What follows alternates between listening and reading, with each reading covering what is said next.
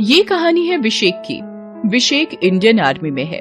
6 महीने पहले ही विशेक की नौकरी आर्मी में लगी है। उसके माता पिता गांव में ही रहते हैं।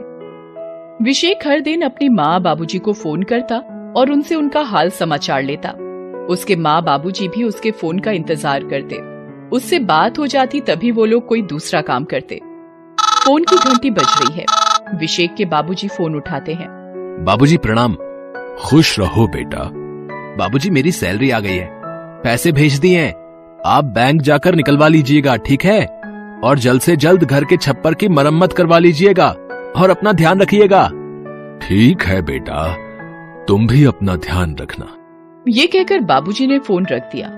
विशेक अपनी बैरक में जा ही रहा था कि बारिश होने लगी। बारिश को देखते ही उसे बचपन की कई बातें याद आने लगी। वो बहुत ही गरीब परिवार से आता था। उसके माता और पिता दोनों किसी दूसरे के खेत पर काम किया करते थे। घर का गुजारा बहुत ही मुश्किल से चलता था। विशेक गांव के ही सरकारी स्कूल में पढ़ता था। वो पढ़ने में बहुत अच्छा था। उसकी एक आदत थी कि वो हर रात सोने के पहले अपनी माँ से कोई न कोई कहानी जरूर सुनता था। एक रात उसकी माँ उसे महाभारत के अर्जुन की कहानी सुना रही थी। माँ, अर्जुन ने ही क्यों मछली की आंख पर निशाना लगाया, बाकियों ने क्यों नहीं? बेटा, क्योंकि उसका लक्ष्य सिर्फ एक ही था, इसलिए उसका ध्यान इधर उधर नहीं भटका। विशेक ने उस दिन अपनी माँ की बात गांठ बांध कर रख ली और उसने बचपन में ही तय कर लिया कि उसे भविष्य में क्या करना है। वो अपने देश से बहुत प्रेम करता था, इसलिए वो चाहता था कि वो आर्मी में जाए। इसके लिए उसने 10 साल की उम्र से ही तैयारी शुरू कर दी थी। विशेक एक मैदान के चारों ओर दौड़ते हुए चक्कर लगा रहा है। 4 चक्कर हो गए, 1 चक्कर और पूरा कर लूं, तब घर जाऊंगा। विशेक हर दिन शाम और सवेरे मैदान के 5 चक्कर लगाया करता था। उस दिन भी उसने चक्कर पूरे किए और घर की ओर निकल पड़ा। लेकिन रास्ते में ही बारिश शुरू हो गई। रात ज्यादा हो रही थी, इसलिए वो भीगते भीगते ही घर पहुंचा। जैसे ही वो अपने खपरैल घर में पहुंचा तो देखा कि बारिश के कारण उसके घर की छत से पानी टपक रहा था। वहाँ उसकी माँ ने एक मटका लगा रखा था। ये सब देखकर उसे अपनी किताबों की फिक्र हो रही थी। तू आ गया बेटा? माँ, मेरी किताबें? तेरी सारी किताबें मैंने पॉलीथीन में बंद करके रख दी हैं, वो नहीं भीगेंगी। तू जल्दी से हाथ मुंह धो ले, मैं तेरे और तेरे बाबूजी के लिए खाना लगा देती हूँ। अब कितना हाथ मुंह धोऊंगा माँ, पानी में पूरी तरह से भीग कर तो आ रहा हूँ। विशेक की बात सुनकर उसकी माँ मुस्कुरा दी। धीरे धीरे समय बीतता गया। विशेक की पढ़ाई और आर्मी में जाने की तैयारी साथ साथ चलती रही और पढ़ाई खत्म होते ही उसने जो लक्ष्य तय कर रखा था उसे जल्दी ही हासिल हो गया। उसे आज भी वो दिन याद है जब... अरे डाकिया बाबू, अब चिट्ठी में क्या लिखा है जो इतनी देर से पढ़े जा रहे हो? वो तो बाद में बताऊंगा, हाँ। पहले मुंह तो मीठा करवाओ। हाँ।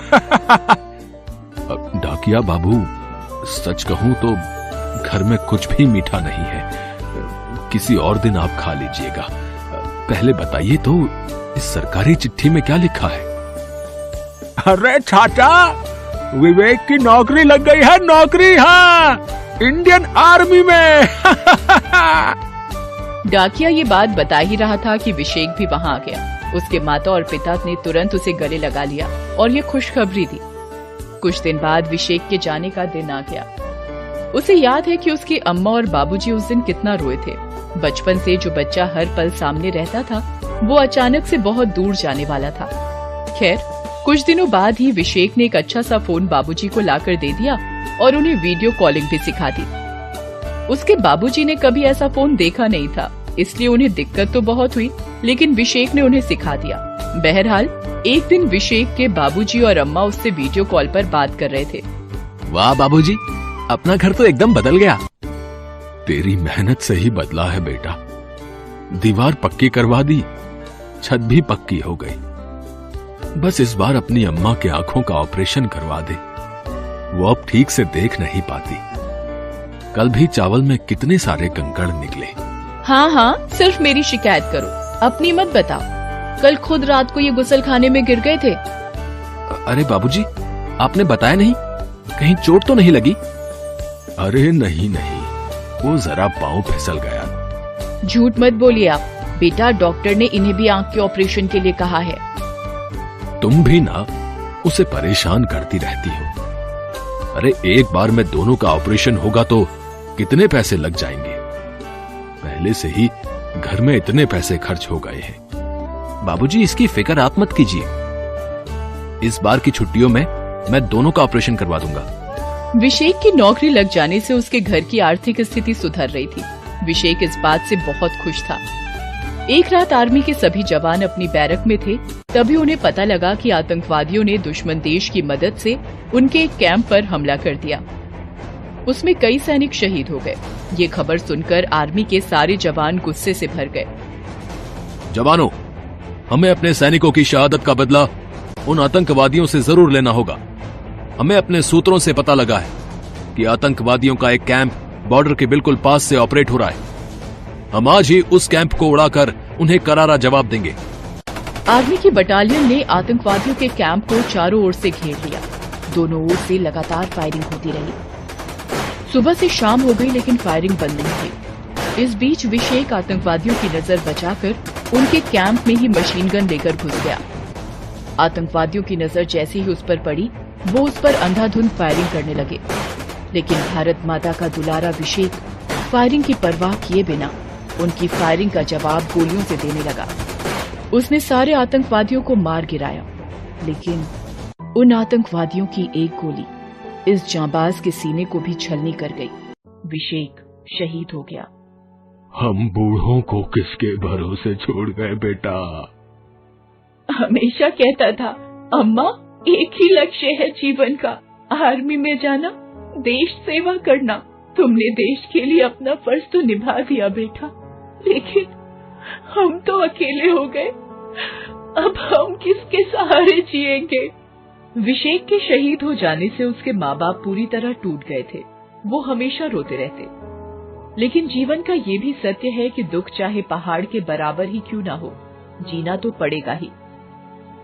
दूसरी ओर अब घर में कोई कमाने वाला नहीं बचा था, इसलिए उन बूढ़े माँ बाप को फिर से खेतों में काम शुरू करना पड़ा।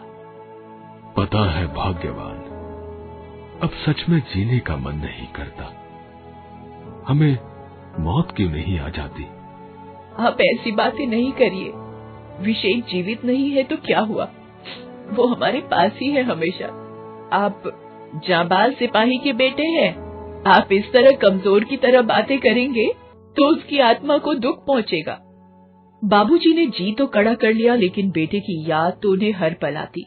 एक शाम जब दोनों खेतों से लौट रहे थे तो उनके गांव के सरपंच जी ने उन्हें देखा। एक शहीद के माँ बाप की ऐसी स्थिति देखकर उनका मन रो गया। उन्होंने पंचायत बुलाई।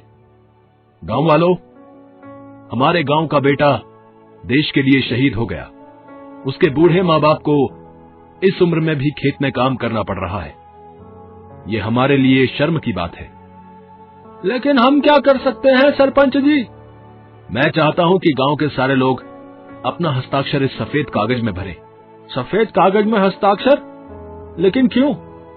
हम सरकार के पास ये कागज भेजेंगे और शहीद के माँ बाप की रोजी रोटी ठीक से चले उसकी व्यवस्था की बात कहेंगे। सरपंच जी ने वो कागज सरकार को भेजा। सरकार ने जल्दी ही एक पेट्रोल पंप का आवंटन विशेक के परिवार वालों के लिए कर दिया। उस पेट्रोल पंप का नाम शहीद विशेक के नाम पर रखा गया। आज गांव में वो पेट्रोल पंप विशेक के माता पिता चला रहे हैं। उनके पेट्रोल पंप पर किसी भी शहीद सैनिक के परिवार से कोई भी पैसा नहीं लिया जाता है। Thanks for watching.